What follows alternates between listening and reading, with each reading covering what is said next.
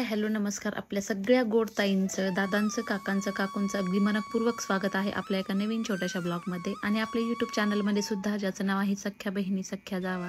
तर सगळ्यात अगोदर तुम्हाला व तुमच्या परिवाराला आमच्यातर्फे व आमच्या परिवारातर्फे आषाढी एकादशीच्या खूप खूप आभाळभर शुभेच्छा. तर आज आहे आषाढी एकादशी आणि सकाळ सकाळ सगळ्यांच्याच घरामध्ये धावपळ चाललेली आहे. आज पूजेची, फराळ बनवण्याची. अगदी सकाळ सकाळ सगळ्यांच्याच घरातनं बटाटे उकडल्याच्या शिट्ट्या किंवा मग रताळ्याचा वास, खिचडीचा वास, असं सगळं काही म्हणजे सगळीकडे अगदी घमघमाट सुटलेला आहे फराळाच्या वासाचा. आषाढ महिना येताच आपल्यासमोर आपल्या डोळ्यांसमोर चित्र उभं राहतं पायी वारी चाललेल्या दिंड्यांचे, पुन्हा आषाढी एकादशीचे, आपल्या विठुरायाचे. तर चला मैत्रिणींनो, आपण 1-2 मिनटं 2-3 दिवसाच्या कमेंट्सचे उत्तरं देऊयात. तर जसं की व्हिडिओ अपलोड होत नाही असं आम्ही व्हिडिओमध्ये सांगितलं होतं, खूप टाईम लागतो. तर बऱ्याच ताई म्हटलं की ताई तुम्ही वायफाय घ्या. तर हो ताई, कॅमेऱ्यासाठी वगैरे वायफाय घेतलेला आहे, पण तरीसुद्धा तोच प्रॉब्लेम येतोय. माहीत नाही काय येतोय. 2दा येऊन ते लोक चेकसुद्धा करून गेले, पण नेटवर्क पकडत नाही आहे इतकं जसं अपलोडिंगला जास्त लागतं तसं.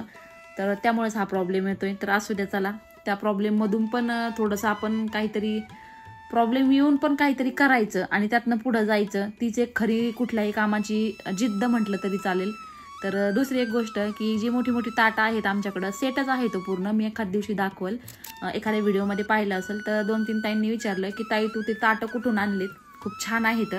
तर ते ताटं ज्यावेळेस ह्या घरात आमची एंट्री झाली त्यावेळेस आहे ना, आम्ही जुने सगळे भांडे बरेचसे म्हणजे हे साईडला काढले होते आणि नवीन भांडी आणली ना, तर त्याच्यामध्ये सेट आणला होता. तो 8,000 रुपयाला सेट आणलेला आहे. 6 ताट्या, वाट्या, चमचे, छोटी प्लेट, ग्लास, असा सेटच आहे तो. तर एखाद्या व्हिडिओमध्ये मी तो पूर्ण सेट दाखवेन.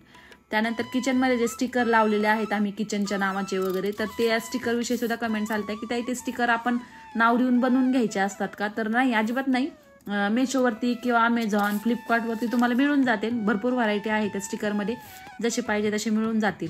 आणि शिवाय रेंज पण कमी आहे. त्यानंतर दुसरी एक गोष्ट की ताई तुमच्या घरामध्ये 3-3 विठ्ठल आहे, आता एखादी रुक्मिणी यायला पाहिजे. तर हो, सगळ्यांचा आशीर्वाद असला तर नक्कीच येईल. आणि त्यानंतर साडीविषयी सुद्धा कमेंट्स आलत्या की जी फोटोशूटला घातली होती, तर ती साडी नॉर्मल आहे का, कॉटनची वगैरे नाही आहे, पैठणी पॅटर्न आहे मला. आणि नॉर्मल जी पैठणी असते ती सगळ्यांकडेच असते. ती साडी काही नवीन नाही आहे, म्हणजे बऱ्याच वर्षापासून ती साडी, म्हणजे मी तर माझ्या लग्नाच्या अगोदर सुद्धा त्या तशा साड्या पाहिलेल्या आहेत. खूप जुना पॅटर्न आहे तो, पण आणखी सुद्धा घातल्याच्या नंतर त्याचा जो कलरचं कॉम्बिनेशन असतं आणि एक त्याच्या कपड्यामध्ये जी शाईन असते ना, त्याच्यामुळे ती साडी खूप छान दिसते. घडीसुद्धा खूप छोटी येते, चापून चुपून बसते. तर घेतलेले तिला बराच वर्ष झाले, एक 6-7 वर्ष झाले असतील. तर खूप जुनी आहे ती साडी, आत्ताची नवीन नाही आहे. त्यानंतर दुसरी एक कमेंट होती की ताई तुम्ही मेकअप घरीच करता का, किंवा मेकअपविषयी सांगा. तर हो, मेकअप आम्ही अगदी 10 ते 15 मिनिटामध्ये घरीच करतो. आणि मेकअपच्या प्रोडक्टविषयी एका व्हिडिओमध्ये आम्ही पूर्ण डिटेल सांगितलेलं आहे. तुम्ही ते जाऊन पाहू शकता की आम्ही कुठले प्रोडक्ट यूज करतो आणि एक 10 ते 15 मिनिटामध्ये मेकअप कसा करतो. त्यानंतर जे फोटोशूटच्या वेळेस मोत्याचे गळ्यातले घातले होते आम्ही, त्याविषयी सुद्धा कमेंट्स आल्या की ताई ते कुठनं घेतले किंवा ऑनलाईन मागवले का, खूप छान आहे, तर त्याची प्राईस सांगा. तर ते ना आम्ही ऑनलाईन वगैरे मागवलेलं नाही आणि इथनं पण घेतलेलं नाही. माझी मम्मी नेपाळला फिरायला गेली, ती मम्मी आणि पप्पा, त्यावेळेस त्यांनी तिकडून 2 सेट आणलेले आहे. आणखी एक आहे रेड कलरचा, तो तर प्युअर नेपाळीच लोक, तसे नेपाळी लेडीजच्याच गळ्यामध्ये असतात. शॉर्ट आहे, एखाद्या व्हिडिओमध्ये मी नेक्स्ट टाइम दाखवल तुम्हाला. तर तिनेच ते तिकडनं आणलेले आहेत. तर 400 रुपये इच अशी त्याची एकाची प्राईज मम्मीने सांगितली होती आम्हाला. तर त्याला आणलेले पण बरेच, एक मला वाटतं 2 वर्ष झाले, नाही गेल्या वर्षीच ना, हो 2 वर्ष झाले असतील एक्झॅक्ट, मला इतकं काही आता लक्षात नाहीये. त्यानंतर बऱ्याच ताई असं म्हटलं की ताई तुम्ही कंपाऊंडवरती ना भोपळ्याचे, कारल्याचे, दोडक्याचे असे वेली पांगून द्या, सगळं आता पावसाळ्यात खायला येईल. तर तिकडच्या घरी आम्ही ते सगळं टाकलेलं आहे. इथं मुद्दाम अडचण केली नाही, कारण पावसाळ्यात काय होतं की म्हणजे जे इन्सेक्ट्स असतात हे कीडकांचा किंवा मग सापांची वगैरे फार भीती असती, म्हणून आम्ही जास्त अडचण करायचा प्रयत्न करत नाही, मोकळं ठेवतो. तिकडच्या घरी आम्ही हे सगळं कारल्याच्या बिया, दोडक्याच्या, घोसाळ्याच्या, याचं सगळं खोसून दिलेलं आहे तिकडच्या घरच्या कंपाऊंडवरती. इथं मुद्दाम नको वाटतं, हे पण नको म्हणतात आणि राजू पण नको म्हणतात. आहे तीच अडचण, तुम्ही पाहत असाल आल्यापासून किती ते सगळं काढता येतं. आणि अडचण झाली की मग भीतीच असते कुठल्या पण गोष्टीची, त्याच्यामुळे आम्ही ते शक्यतो टाळतोय. तर मागच्या एका सोमवारी साबुदाणा वडा दाखवला होता, त्यावेळेस 2-3 ताई म्हटल्या की ताई तुम्ही रेसिपी दाखवा, तुमचा वडा फुटत नाहीये किंवा खूप छान असा फुगलेला आहे. तर साबुदाणा वडा फुटण्याची कारणं काय असतात की साबुदाणा व्यवस्थित फुललेला नसणं, किंवा मग साबुदाण्याचं प्रमाण जास्त घेणं आणि बटाट्याचं कमी घेणं. तर या 2-3 कारणांमुळे साबुदाणा वडा फुटतो. तर काय करायचं, बटाटे छान उकडलेले पाहिजे, साबुदाणा सुद्धा छान आपला भिजलेला पाहिजे. आणि कुठलंही मेजरमेंट वगैरे मला माहीत नाही, म्हणजे मी घेत नाही शक्यतो मेजरमेंट, म्हणजे अंदाजेच असे करत असते, पण कधीही फुटत नाहीत. शेंगदाण्याचा कुटाचा वापर आहे ना थोडासा आम्ही जास्त करतो, कारण ज्यावेळेस ते खाताना थोडासा क्रिस्पीनेस येतो ना तो खूप छान लागतो. आणि साबुदाण्याचे वडे दह्याबरोबर खूप सुंदर लागतात. तर असं थोडंसं ओलसर मिश्रण बनवते मी, जेणेकरून ते फुटत नाही आणि फुगतात. आणि मेन दुसरी गोष्ट, आतनं सॉफ्ट आणि वरनं एकदम क्रिस्पी आणि क्रंची होतात. तर काय केलं, इथं 2 वाट्या साबुदाण्याला जवळजवळ 2 मोठ्या साईजचे बटाटे मी घेतले होते. आणि वाट्या पण मोठ्या होत्या, म्हणजे एक अंदाज सांगते, बाकी इतकं काय मला डिटेल सांगता येणार नाही. आमची वारकरी महाराज पाहिजे तुम्हाला, खूप मस्त दिसतायत. हे बघा, वारकरी महाराज कपडे बिपडे घालून मोगली बघू राहिले टीव्हीला. राम राम करा ना. रामकृष्ण हरी. Hello friends, Ramkrishna Hari. अरे वा वा वा वा, किती छान दिसतोय बघा आमचा हा छोटासा वारकरी आहे ना. क्यूट दिसतो की नाही ध्रुवात, सांगा बरं तुम्ही. बोल ना. खूप शोधत आहे सख्खे बहिणी सख्या जावा. काय होतंय तुला इथं? ओढल्यासारखं होतं असं ते. डॅडीला दाखवून ये, डॅडीला म्हणा मी कसा दिसतोय. चल चल, चॉकलेट देते मी तुला. म्हणा आता मोठ्यानी. राम राम बाबा.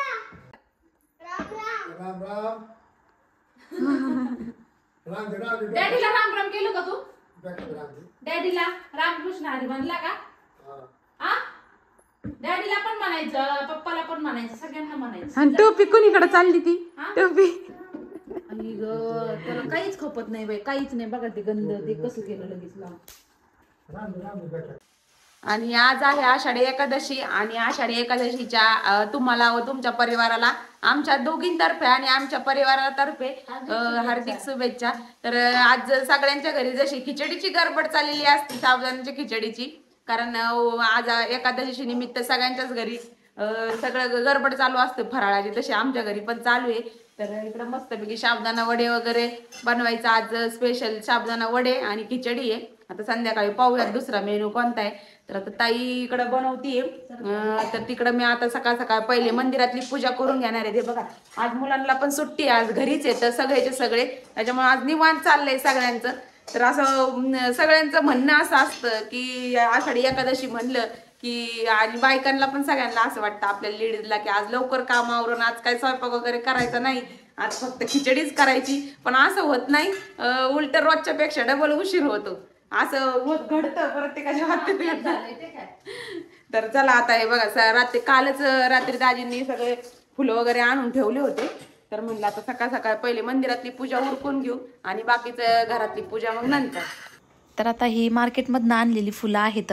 गेल्या वर्षी आता आम्ही लावलेत, बरेचसे रोपं लावले. तर मला असं वाटतं 1-2 महिने म्हणजे गणपतीमध्ये आम्हाला घरचीच फुलं होणार आहेत सगळी. मागच्या वर्षी सुद्धा गौरी गणपतीच्या सणाला किंवा मग दिवाळीच्या पिरियडमध्ये नवरात्रीत आम्हाला सगळी घरचीच फुलं होते, कारण आम्ही लावून दिली ते. आता सुद्धा येतील, आल्यानंतर खूप सारे येतात मग, पण तोपर्यंत बाहेरनंच आणावं लागतं. आणि घरचे फुलं असले की खूप म्हणजे असं जेवढे वापरायचे तेवढे वापरू शकतो. तर मस्त पहा, आता साबुदाण्याचे वडे मी तुम्हाला तळून दाखवते, कुठेही फुटत वगैरे नाही. तेल थोडंसं म्हणजे नॉर्मलच तापवलं, एकदम जास्त पण नाही, तर वरनं वडे म्हणजे असे ब्राऊन होतात आणि आतमधनं कच्चे राहतात. तर नॉर्मलच तेल तापवलंय, गॅस छोटाच आहे आणि एक एक वडा मी त्याच्यामध्ये सोडलाय. आता याला लगेच मी अजिबात हलवणार नाही, एक बाजू त्याची छान अशी भाजल्याच्या नंतरच त्याला मी पलटणार आहे. तर इतके छान होतात ते वडे आमच्या घरात, म्हणजे उपवास जरी नसला ना तरी पण आम्ही हे बनवतात असं.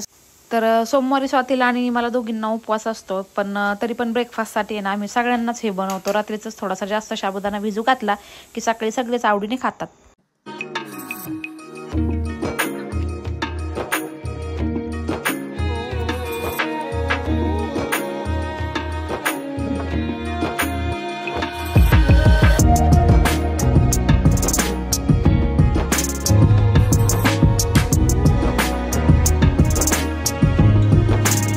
तर चला, आज स्पेशल सगळं मस्त पूजा झाली, घरातली झाली, मंदिरातली झाली, बाहेरची तुळशीची सुद्धा झाली आणि ताईचं इकडे नैवेद्याचं काम झालंय का नाही पाहू, कारण आता बाकीचं एवढं सगळं पूजा केल्याच्या नंतर घर अंगण एवढं वातावरण एवढं प्रसन्न झालंय ना, पॉझिटिव्ह एनर्जी असं वाटतंय की ती म्हणजे एकदम फ्रेश वाटायला लागले. आणि आजचा दिवस त्यातली त्यात एवढा स्पेशल, कारण आपण जे सण उत्सव साजरे करतो तर आजचा दिवस म्हणजे सणापेक्षा भारी नाही मला असं वाटतंय. कारण आपल्या मराठी माणसाचा हा खूप मोठा दिवस असतो.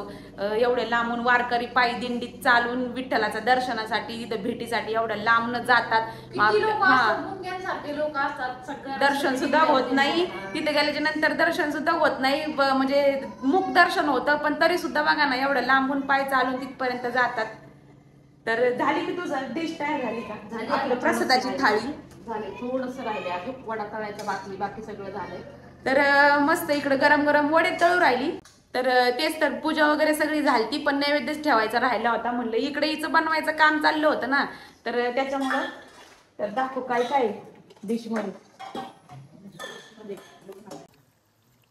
तर एका सोमवारी साबुदाणे वडे बनवले होते ना, त्यावेळेस 2-3 ताईंच्या कमेंट झाल्या की त्या साबुदाणा वडा न फुटण्यासाठी तुम्ही काय करता. तर तुम्ही पाहिलं अशाच पद्धतीने मी बनवत असते, कुठलंही मेजरमेंट वगैरे नाही, फक्त मळतानाच कळतं की फुटणार आहे का नाही वडा. साबुदाणा व्यवस्थित भिजलेला पाहिजे, बटाटे व्यवस्थित उकडलेले पाहिजे. तर पहा इथे किती मस्त असा टम आपला साबुदाणा वडा फुगलाय. हे पहा सगळेच किती छान फुगले. नेमकं झारे आहे ना तिकडं काल जंगल रेसिपीज मध्ये नेला आणि तिकडच आहे, तर त्याच्यामुळे मग म्हटलं चालेल चमच्याने आणि ओलखण्याने काम चालू केलं. प्रसादाची इथं डिश तयार झालेली मस्तपैकी. तर याच्यामध्ये खिचडी, त्याच्यानंतर दही, खजूर, राजगिऱ्याचा लाडू, साबुदाणा वडा, त्याच्यानंतर आपल्या झाडाला आलेला अंजीर आणि इथं शेंगदाण्याचं पिठलं. तर असं म्हटलं जातं की ज्या वेळेस आपण नैवेद्य देवाला ठेवतो, स्पेशली विष्णू भगवानाला ज्यावेळेस नैवेद्य ठेवतो तर त्यावेळेस ज्या नैवेद्यावर तुळशीपत्र असल्याशिवाय ते नैवेद्य ग्रहण करत नाही असं म्हणे पहिले लोक म्हणतात. पण आजच्या दिवशी तुळशी नाही तुळशीला पाणी घालत आणि नाही तुळशीचं एक पान पण तोडत नाही. त्याच्यामुळं आज नैवेद्य असाच ठेवणार आहे, कारण घेतील नैवेद्य त्यांना पण माहिती आहे आज तुळशीचं पान तोडत नाहीत म्हणून. तर मस्त डिश नैवेद्य तयार झाला, आता देवा पुढे नेऊन ठेवते. तर आज मुलांना सुट्टी असल्यामुळं आज पोहायचं काम चाललेलं आहे दुपारच्या पारी. तर रुद्राचा लय हट्ट असतो कायमच की मला पोहायचं यांच्या मागच लागतो, मला पोहायचं शिकव. तर हे पहा याची ट्रेनिंग चाललेली इथं पोहायची, तुम्हाला दाखवते. हे पहा हॅलो. आणि छोटा बेबी बघा आमचा, याला लय भीती वाटती ते त्याच्यामुळं टपात बसलाय खाली. आणि इकडे बघा याच्या पोटाला दावा बांधलाय. हा घे.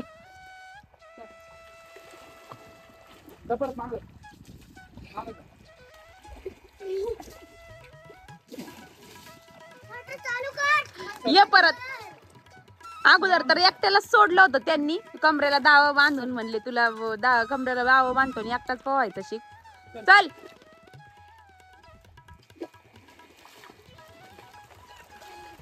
इकडं हा दावा ओढायला आहे प्रणव.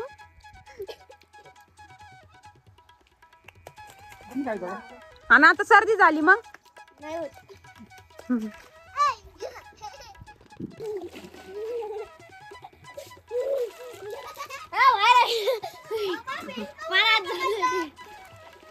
चल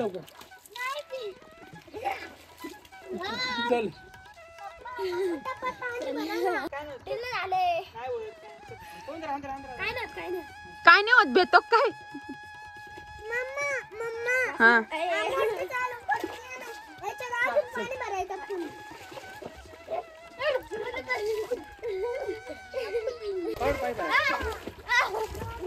किक मार जोरात.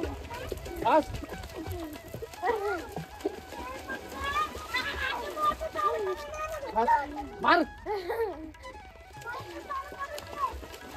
मारत राहा, मार लवकर. 100 किक 100 किक मारायला लावलेले आहेत, पण त्याच्याने काय व्हायना थकतोय लगेच. येई ना लगेच नाही यायचं. काय असतं ना आपले सण उत्सव आणि त्याच्यातली त्यात आपण काहीतरी स्पेशल काही करण्याचा प्रयत्न केला ना तर असं वाटतं की हा यार आज खरंच सण असल्यासारखं वाटतं. ते मेन म्हणजे आहे ना ताई, पहिल्यासारखं फिलिंग्सच नाही राहिलं नाही. हा, जसं पहिले वाटत नाही. नागपंचमीला, संक्रांतीला किती म्हणजे मेहंदी काढण्यापासून अगोदर नेल पॉलिश हे ते म्हणजे मला आठवतं जसं की लहानपणी माझं नागपंचमी किंवा मग असं संक्रांती किंवा मग अजून काय काय गुढीपाडवा वगैरे आहे, पण नागपंचमीला वगैरे असं अगोदर असली की मग सगळ्या मुलींनी छोट्या छोट्या असल्यानंतर साड्या घालणं, मग ते आदल्या दिवशी मेहंदी काढणं, असं खूप एक्सायटेड असायचे लोक सणाला पहिले. पण आता इतकं काय असं दिसून येत नाही.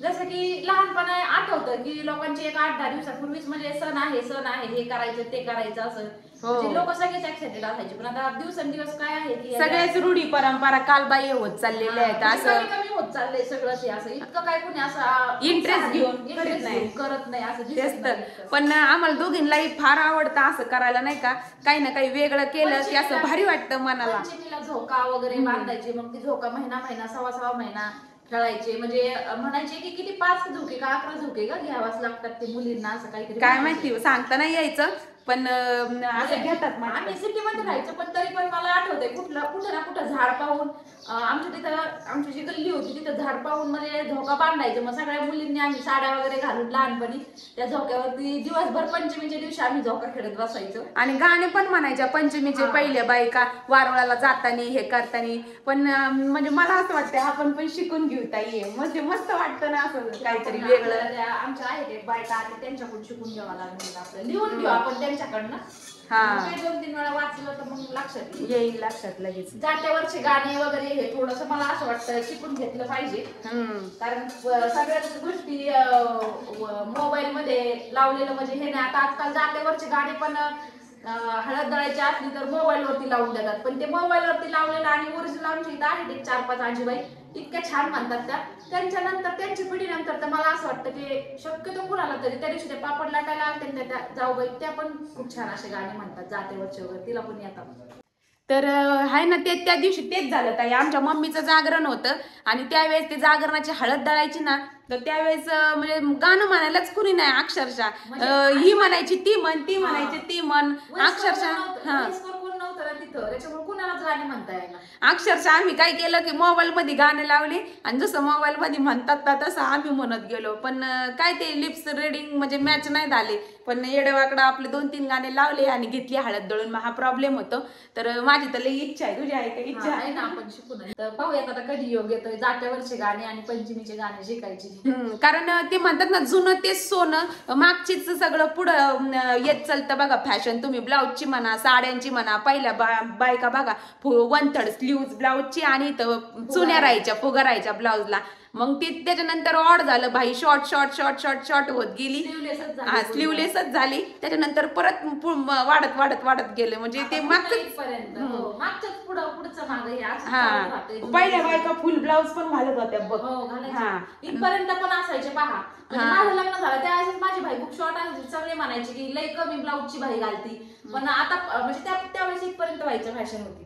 आता पुन्हा ती अल्बो पर्यंत व्हायची फॅशन आलेली. म्हणजे तेच पुढं थोडस ट्रेंड गेला की लगेच मागचं पुढे येतं, पुढचं परत मागचं पुढे, हे असंच चालू आहे.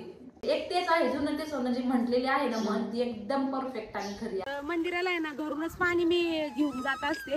आता इथून मागं जोपर्यंत उन्हाळा होता ना तोपर्यंत जोपर्यंत आम्ही टँकर घेत होतो तोपर्यंत मग मंदिरापाशीच पाण्याची टाकी भरून ठेवत होते. मोकळ्या मनाने पाणी होत होतं.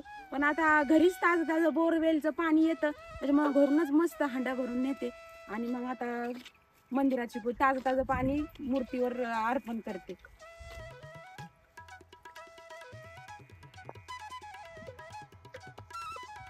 रोज आहे बघा. आज आता रोज तर स्कूलमध्ये जातो, पण जोपर्यंत सुट्ट्या होत्या तोपर्यंत, आणि आज सुट्टी इथं मंदिरात मी जायला लागले, त्याला भनक लागली की ते लगेच त्याची सायकल घेतो आणि पुढं पळतो. लगेच म्हणतो मला पण यायचं सायकलीवर. तेव्हा माझ्या आधी तिथं हजेर आहे मंदिरापाशी सायकल बिकल घेऊन.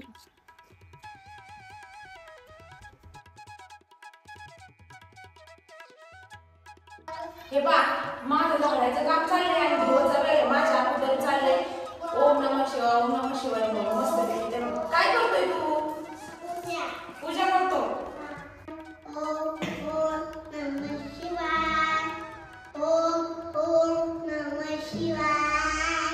तर हे बा काल एवढे केळ मी सगळे म्हणजे तोडून घरी नेलते, काही त्या भैया लोकांच्या मुलांना दिले होते, तरी सुद्धा आज सुद्धा परत एवढे केळं पिकले, तर यांनी आणून दिले ते बघा केळीच्या पानावर. आता इथं मंदिरात ठेवते, म्हणजे मंदिरात पाया पडायला जे पण येते ना ते सगळ्यांना प्रसादाला होईल. हे पहा, मला हे म्हणायचंय की आपण विकत आणून केळी खाण्याचा आनंद आणि घरची झाडाला पिकलेली केळी खाण्याचा आनंद म्हणजे इतका निराळा आहे ना, सांगूच शकत नाही. कारण ही खायलाच एवढी वेगळी लागते ना, टेस्टी.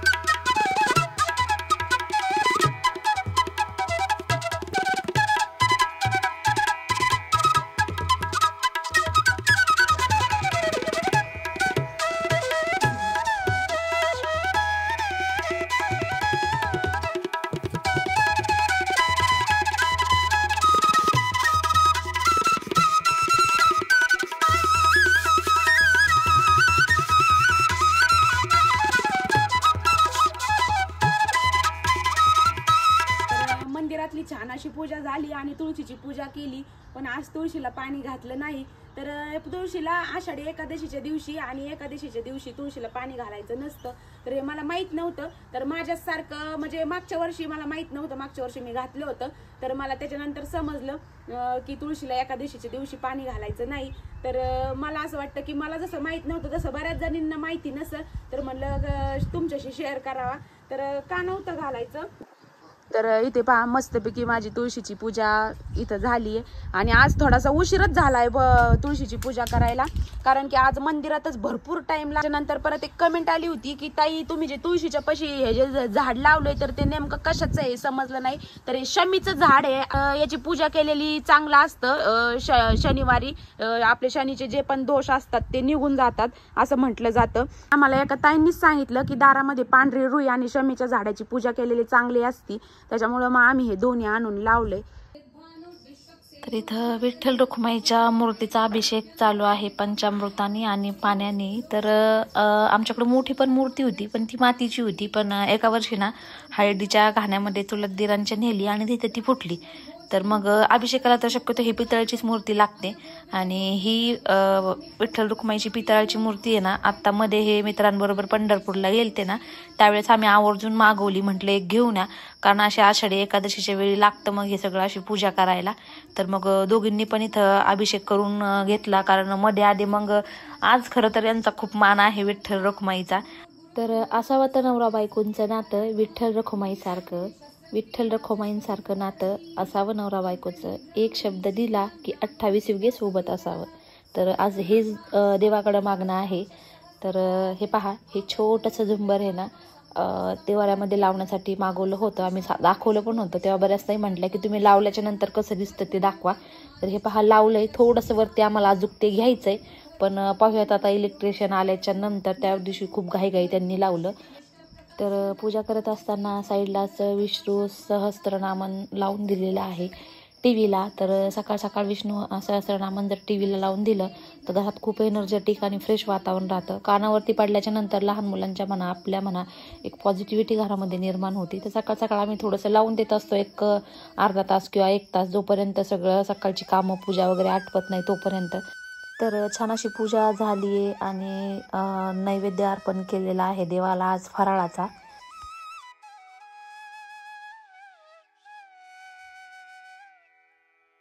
तर चला, हा होता आमचा आषाढी एकादशी छोटासा व्हिडिओ आवडला असेल तर व्हिडिओला एक लाईक नक्की करा आणि हो, सख्या बहिणी सख्या जावा या चॅनलला सबस्क्राईब करायला विसरू नका. चला तर मग भेटूया अशाच एका नवीन व्हिडिओमध्ये. तोपर्यंत व्हिडिओ पाहिल्याबद्दल सगळ्यांना धन्यवाद.